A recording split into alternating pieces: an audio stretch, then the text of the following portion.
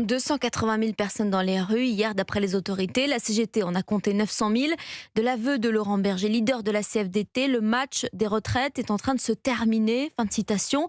Et le coup de sifflet final pourrait même être donné demain. Examen de la proposition de loi du groupe Lyot à l'Assemblée nationale.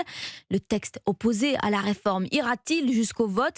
Alexis de la Fontaine, pour empêcher ce scénario, justement, le gouvernement mise tout sur la présidente de l'hémicycle. Oui, Yael Braun-Pivet doit rendre sa décision aujourd'hui. La présidente de l'Assemblée nationale utilisera-t-elle ou non l'article 40 contre la proposition du groupe Lyot?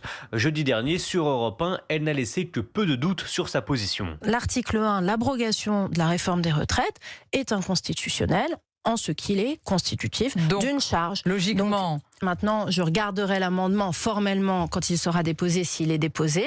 Mais effectivement, moi, je suis très cohérente dans mes propos et dans mes actes. Le propos est clair, mais depuis, la situation pourrait avoir évolué. Un député de la majorité l'affirme, le gouvernement préfère finalement utiliser le vote bloqué plutôt que l'article 40. Mais ce n'est pas la seule stratégie imaginée par la majorité.